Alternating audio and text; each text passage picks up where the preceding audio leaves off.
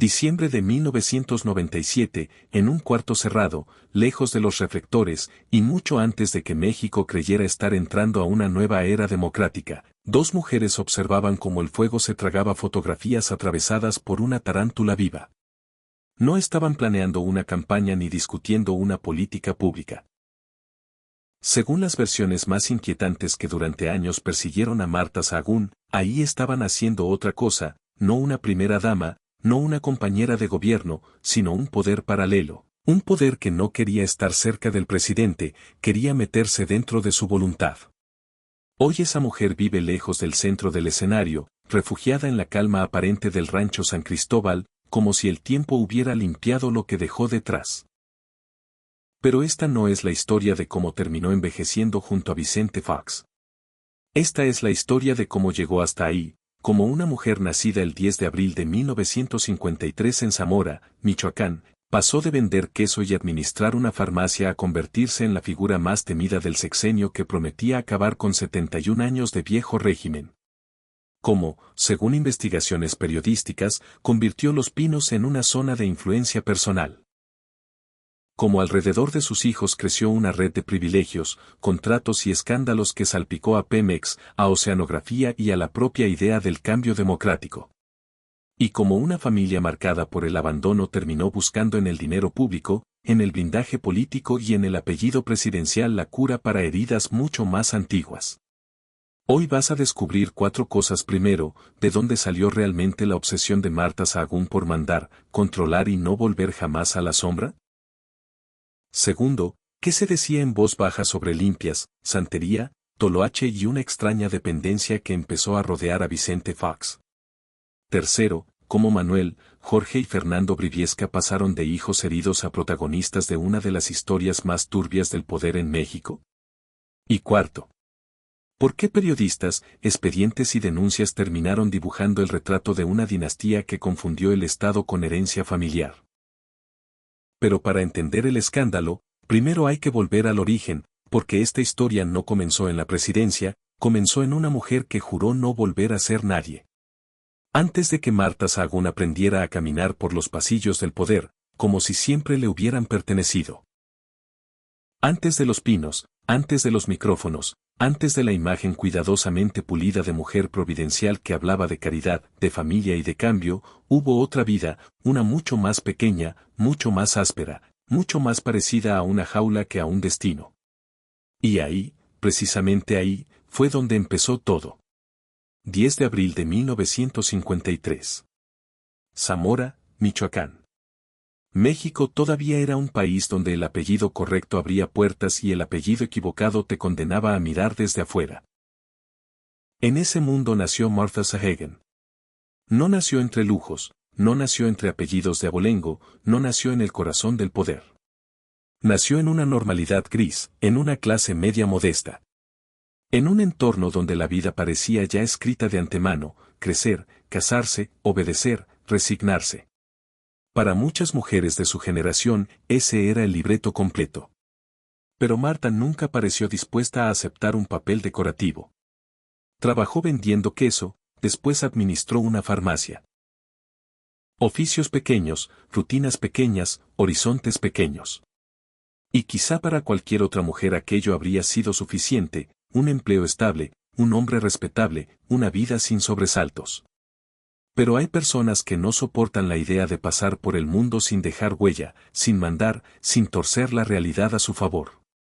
Y según las versiones biográficas que durante años intentaron descifrarla, Marta pertenecía a esa clase de personas. No quería acompañar una vida, quería dirigirla. No quería adaptarse al orden, quería imponerlo.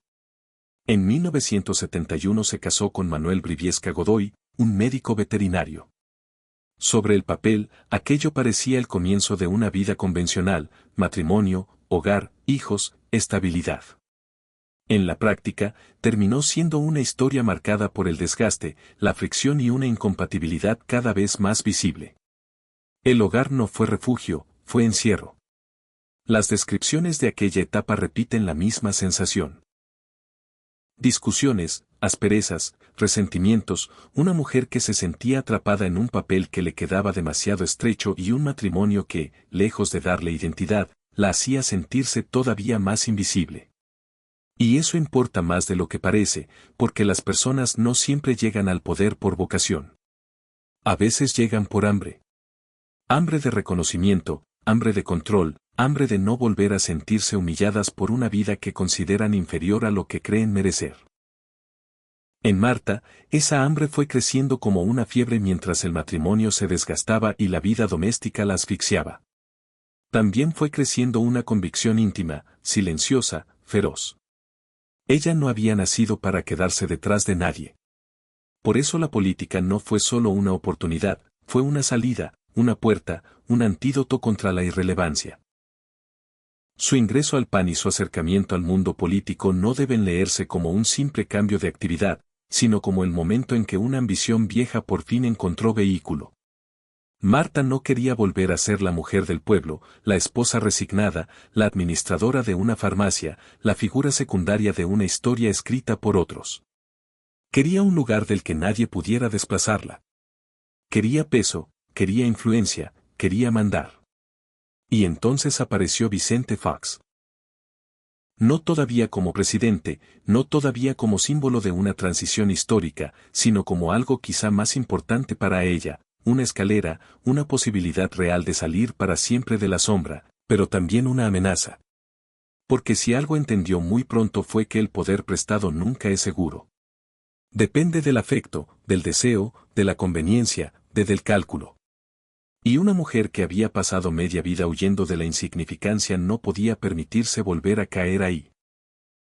Ese fue el vacío que la empujó, no solo la ambición, sino el terror, el miedo a regresar a la vida anterior, el miedo a no ser nadie otra vez, el miedo a mirar hacia atrás y descubrir que todo había sido apenas un paréntesis.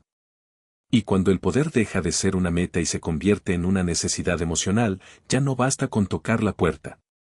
Empieza la obsesión por cerrarla detrás de uno y guardar la llave para siempre. El poder casi nunca se ve cuando nace. No entra haciendo ruido, no anuncia su llegada con trompetas ni con discursos.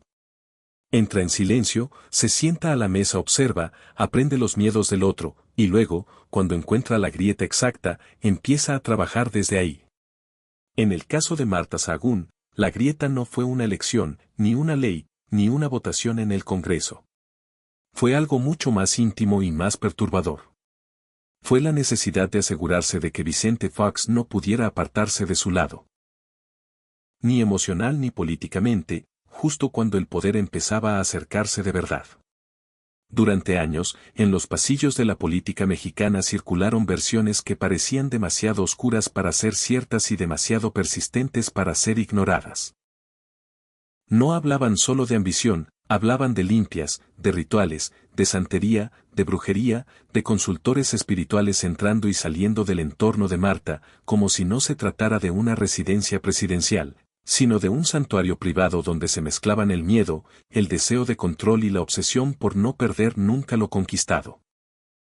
Quienes investigaron ese mundo describieron una atmósfera extraña, no la de una pareja presidencial normal, la de un círculo donde la superstición y la política empezaban a tocarse de una forma peligrosamente conveniente.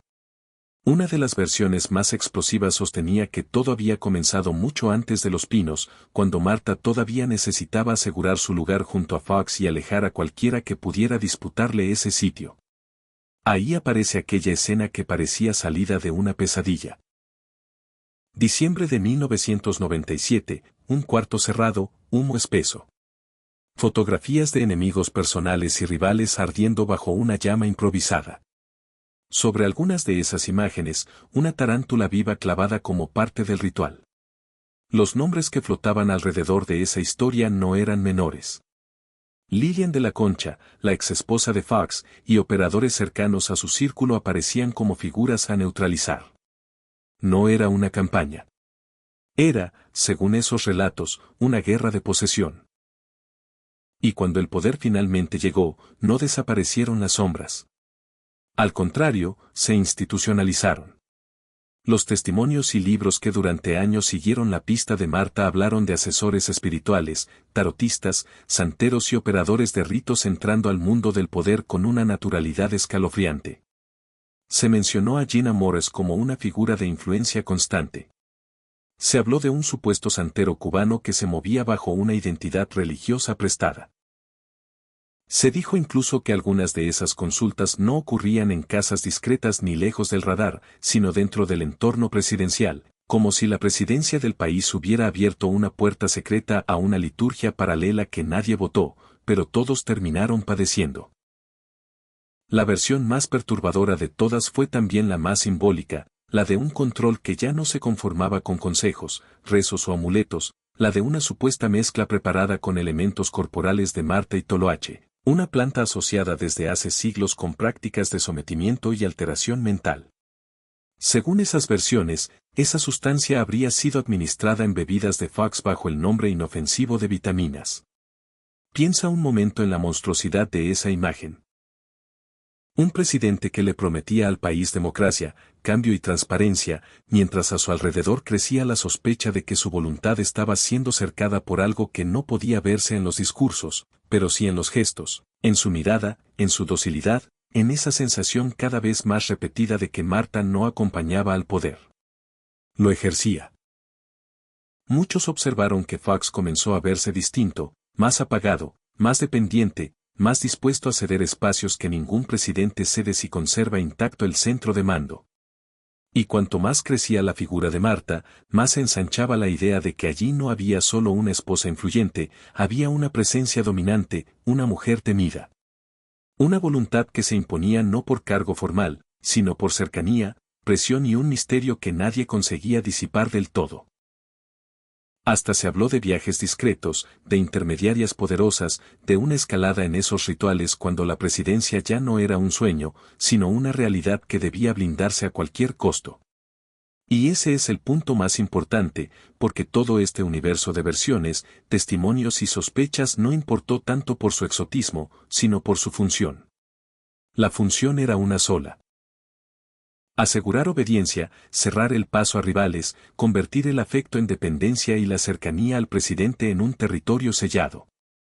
Pero el secreto no terminó en el misterio. Mientras Marta supuestamente reforzaba su dominio sobre el centro del poder, en otro rincón de su vida, ya estaba creciendo la verdadera factura de todo aquello.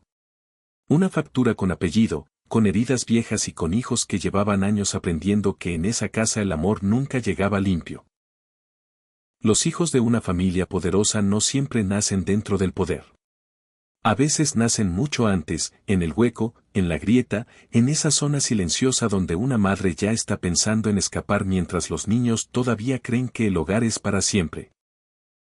Y en el caso de Marta Sahagún, esa es la parte que más duele, porque antes de que sus hijos fueran señalados por escándalos, excesos y privilegios, fueron 3 muchachos creciendo dentro de una casa donde el dinero podía aparecer, pero la ternura no siempre llegaba a tiempo.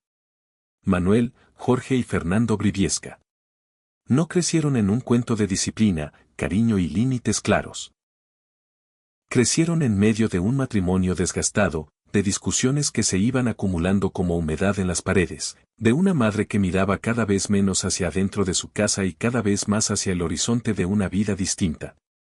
Mientras el vínculo con Manuel Briviesca Godoy se iba llenando de fricción, resentimiento y cansancio, los hijos quedaron en medio de una guerra sorda que nunca se declaró del todo, pero que lo contaminó todo. Los niños siempre entienden más de lo que los adultos creen. Entienden los silencios, las ausencias, la puerta que se cierra más fuerte de lo normal, la mirada perdida de una madre que ya no está del todo presente aunque siga sentada en la mesa.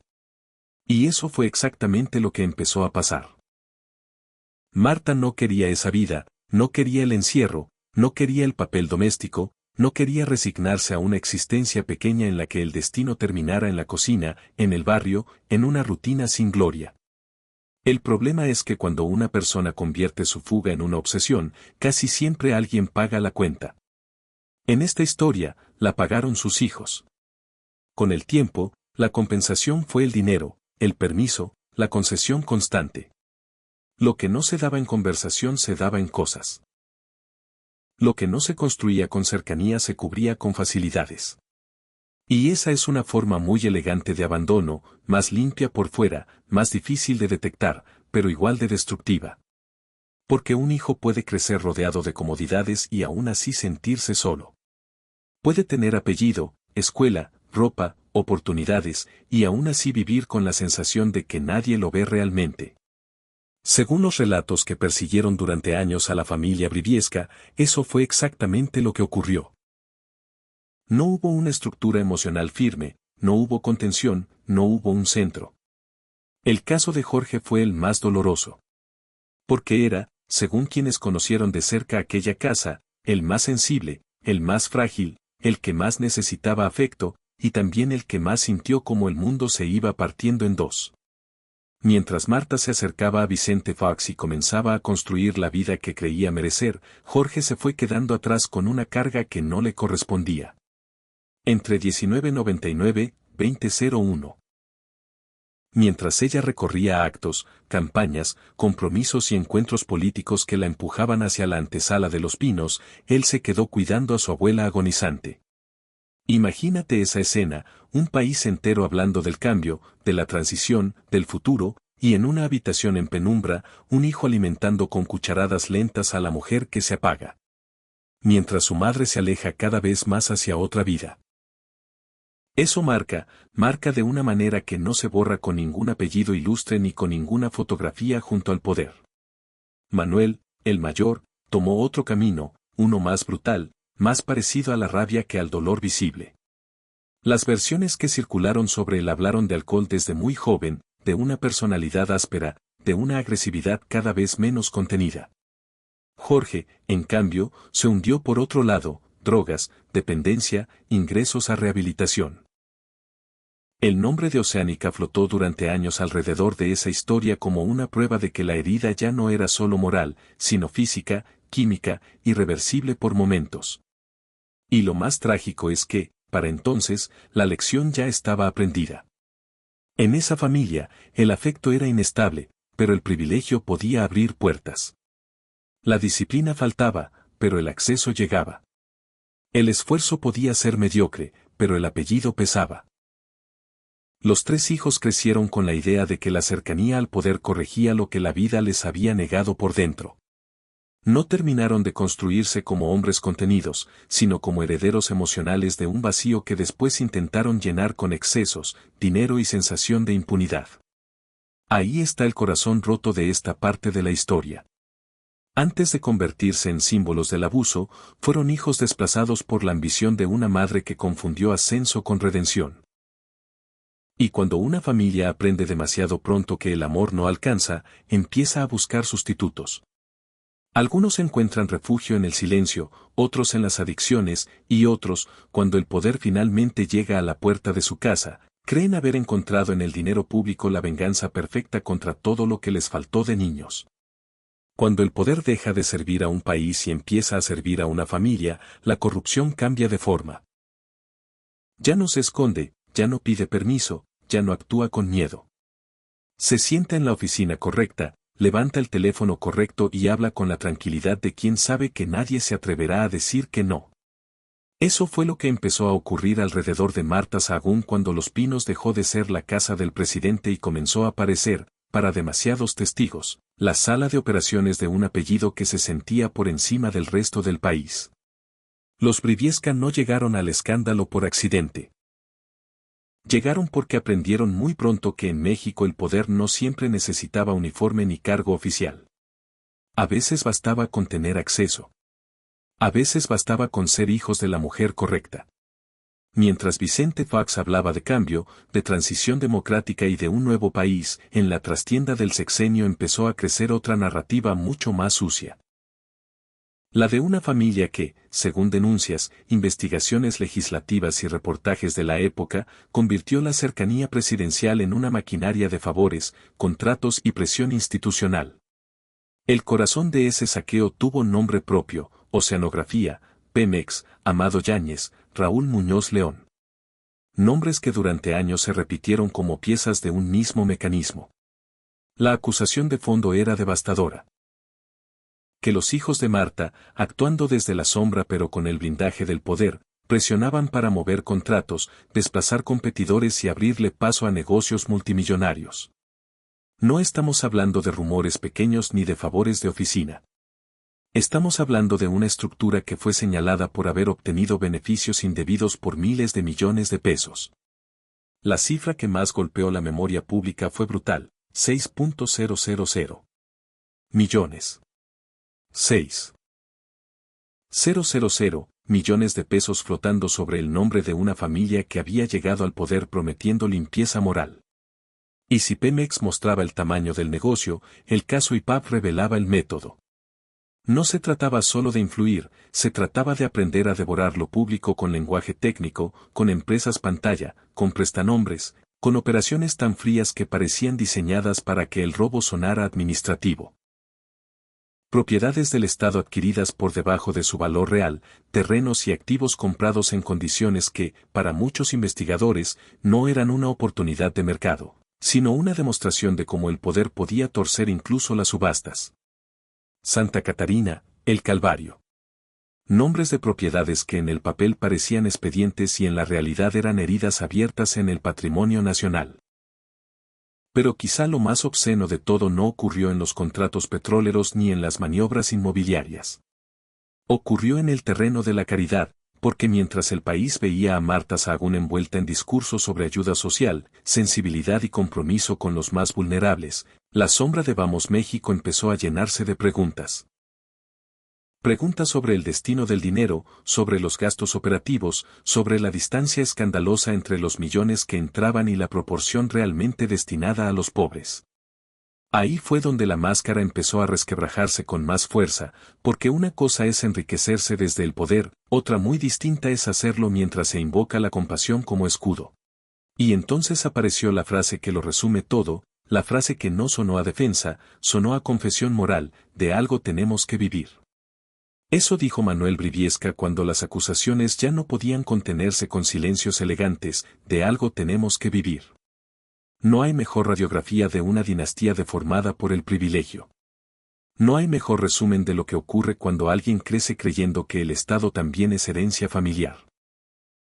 Lo más triste es que a esas alturas el dinero ya no era solo dinero, era sustituto, era venganza. Era la forma que encontraron unos hijos heridos de tocar por fin algo que se pareciera al poder que su madre había elegido antes que ellos. Y Marta, lejos de detener la maquinaria, parecía cubrirla con su influencia, con su presencia, con ese blindaje invisible que convertía cada denuncia en una pared. El problema es que ninguna fortuna robada dura para siempre, y cuando una familia necesita aplastar la verdad para proteger sus millones, lo que viene después ya no es riqueza, es miedo. El dinero robado no sobrevive solo. Necesita guardianes. Necesita jueces dóciles, silencios comprados, periodistas intimidados y una estructura entera dispuesta a fingir que no ve. Porque una familia puede enriquecerse a la sombra del poder durante un tiempo, pero para sostener esa riqueza necesita algo todavía más valioso que los contratos y las influencias. Necesita impunidad. Y ahí fue donde la historia de Marta Sahagún dejó de ser únicamente un escándalo de tráfico de influencias para convertirse en algo más grave, en una batalla abierta contra la verdad. Cuando comenzaron a circular los primeros señalamientos serios sobre los hijos Briviesca, Los Pinos no respondió con transparencia ni con explicaciones convincentes. Respondió como responden los círculos de poder que se sienten dueños del Estado. Cerrando filas, apretando gargantas, moviendo piezas. La consigna ya no era defenderse con hechos, sino resistir hasta que el miedo hiciera el trabajo sucio. Porque a esas alturas, admitir una sola fisura en la imagen de Marta equivalía a poner en duda toda la coreografía moral del sexenio de Vicente Fox. La mujer que se presentaba como rostro de familia, caridad y estabilidad no podía aparecer de pronto como centro de una red donde se mezclaban privilegios, negocios turbios y una ambición que parecía no reconocer límite alguno. Fue en ese momento cuando el nombre de Olga Bonat se volvió insoportable para el círculo presidencial. La periodista argentina no se conformó con repetir rumores, publicó, ordenó, señaló, unió piezas. Sus libros abrieron una herida que ya no se podía cerrar con sonrisas de revista ni con actos públicos de beneficencia. Allí aparecían los negocios de los hijos, las tensiones privadas, los excesos, las obsesiones, el uso del poder como escudo, y hasta los aspectos más incómodos de la intimidad de Marta. Para cualquier democracia madura, aquello habría obligado a una respuesta política. Pero en el México del cambio, la respuesta fue otra: demandas, presión judicial, acoso legal, el viejo reflejo del poder herido. Marta llevó el conflicto a los tribunales bajo la bandera del daño moral. Decía defender su honor, decía defender su intimidad, pero en el fondo la señal era otra: quien se atreviera a tocar a la familia presidencial pagaría un precio. Y lo más grotesco fue que Manuel Briviesca, salpicado por acusaciones muchísimo más graves, también decidió irse por la vía judicial, no para desmontar el corazón del escándalo financiero, sino para protestar por descripciones sobre su aspecto físico y por apodos que lo ridiculizaban en ciertos círculos. Ese detalle, que podría parecer menor, revelaba una deformación moral profunda.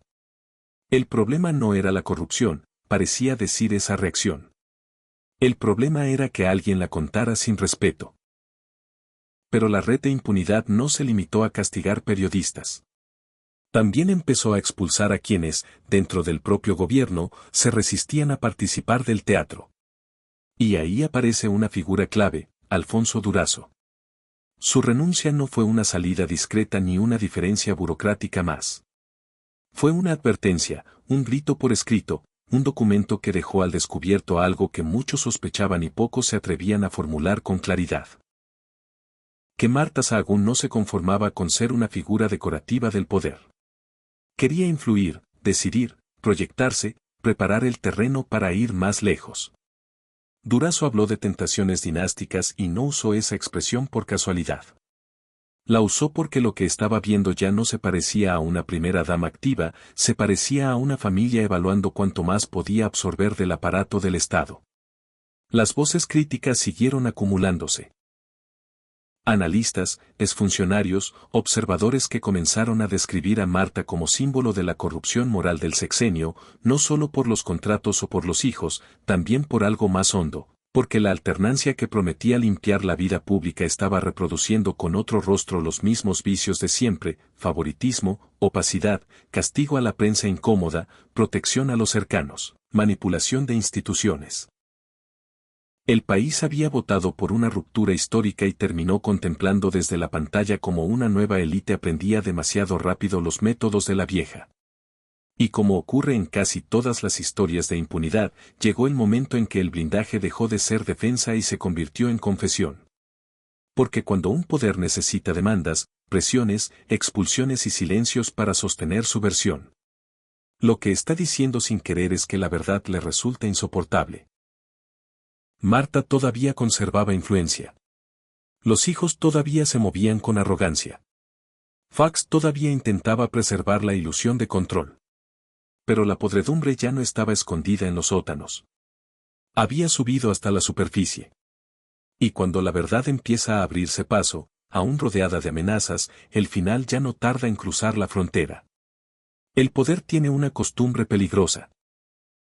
Hace creer a quienes lo rozan que el mundo entero termina en los muros que los protegen, que no existe juez fuera de su alcance, que no existe frontera que no pueda comprarse, que no existe expediente capaz de seguirlos cuando las puertas del palacio se cierran. Marta Sahagún y los Briviesca también llegaron a creerlo.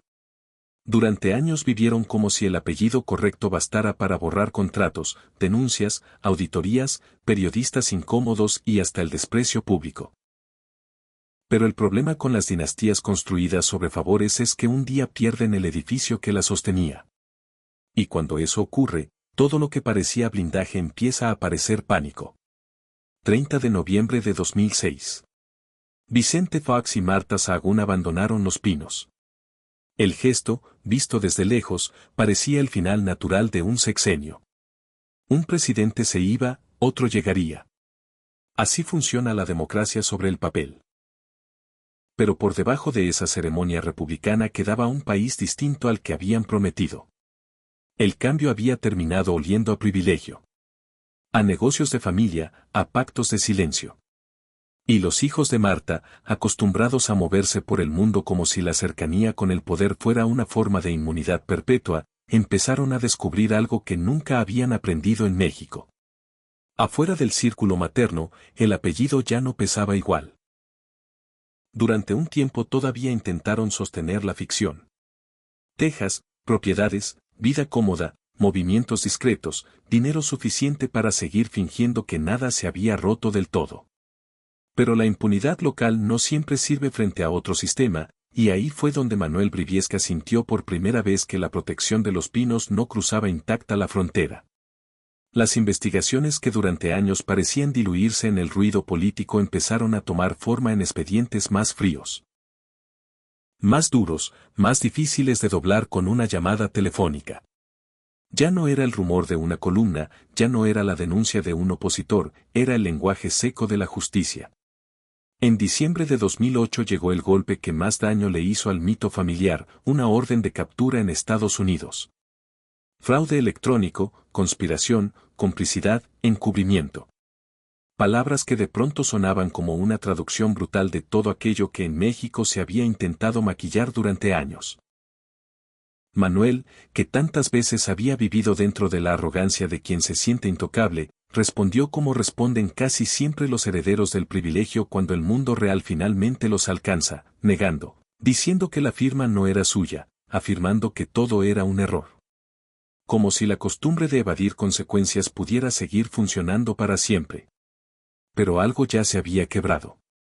En diciembre de 2012 llegó la condena, 3 años de libertad condicional, multa, vigilancia. Nada de eso parecía suficiente frente al tamaño moral del desastre, pero alcanzaba para marcarlo. Alcanzaba para poner sobre el apellido una cicatriz que ya no podía borrarse con discursos sobre persecución o malentendidos. Por primera vez, uno de los hijos de Marta Sahagún no aparecía como operador, heredero o beneficiario del sistema, sino como un hombre alcanzado por una sanción fuera del refugio mexicano que lo había protegido durante demasiado tiempo. Y entonces vino la imagen más triste de todas, el regreso. No el regreso glorioso de quienes se retiran al campo después de servir al país, sino el regreso opaco de quienes vuelven porque ya no tienen donde esconder la vergüenza. Guanajuato dejó de parecer un santuario, se volvió refugio.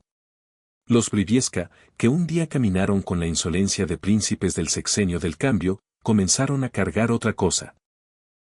Investigaciones, descrédito, pleitos, dinero drenado por abogados, el eco de un apellido que ya no abría puertas con admiración, sino con sospecha.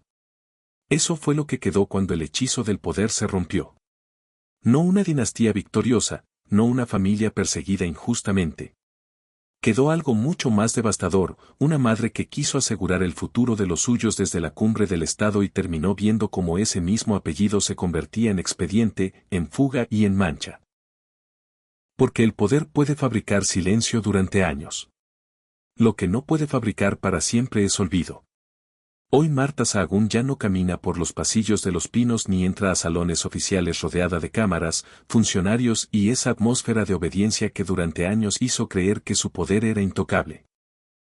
Hoy vive en el rancho San Cristóbal en Guanajuato, junto a Vicente Fox, aferrada a una imagen de serenidad, de retiro, de obra social, como si el tiempo hubiera logrado convertir en simple recuerdo todo lo que alguna vez hizo temblar al país. Desde lejos, la escena parece tranquila, una ex primera dama en su etapa final, una pareja presidencial envejecida, una fundación que todavía intenta hablar el lenguaje de la ayuda, de la beneficencia y de las buenas intenciones. Pero hay historias que no envejecen, historias que se quedan flotando sobre una casa, sobre un apellido, sobre una familia entera, como un humo que nunca termina de salir. Porque los números no envejecen, los expedientes no envejecen, las preguntas tampoco. 6. 000 millones de pesos ligados a contratos y favores alrededor de oceanografía, propiedades del Estado colocadas bajo sospecha en operaciones vinculadas al entorno de los Briviesca, millones y millones inmóviles en cuentas de una fundación que decía tender la mano a los pobres mientras una parte mínima terminaba realmente tocando a quienes más necesitaban ayuda.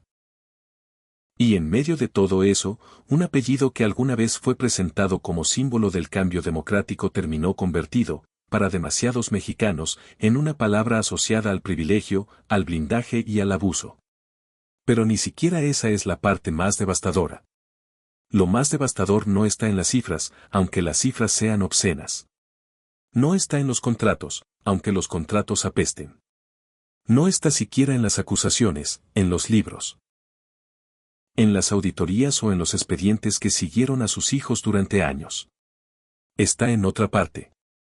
Está en el saldo íntimo de esta historia, en lo que quedó de esa familia cuando el ruido del poder empezó a apagarse, en lo que pasa cuando una mujer cree que controlar el poder equivale a proteger a los suyos y termina dejándoles como única herencia verdadera una mezcla de vacío, dependencia, resentimiento y caída. Marta Sahagún quiso salir de la mediocridad a cualquier costo. Quiso no volver jamás a la insignificancia. Quiso que el país entero supiera su nombre y que nadie pudiera desplazarla del lugar que había conquistado. Y para sostener ese ascenso, según las versiones que la persiguieron durante años, recurrió a todo. Influencia, presión, control, blindaje político, manipulación del entorno, rumores de rituales, guerras contra periodistas, silencio institucional, protección familiar. Lo apostó todo a una sola idea. Que si lograba dominar el centro del poder, también podría ordenar el resto de su mundo. Que si conseguía asegurar su lugar arriba, también quedaría asegurado el futuro de sus hijos. Y fue ahí donde se equivocó de la forma más cruel. Porque el poder puede comprar tiempo, puede comprar lealtades, puede comprar miedo. Lo que no puede comprar es paz. No puede curar una infancia rota. No puede convertir privilegio en integridad.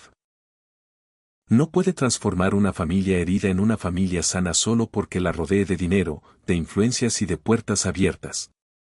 Al final, el precio no lo pagó solo el país, lo pagó también su propia casa.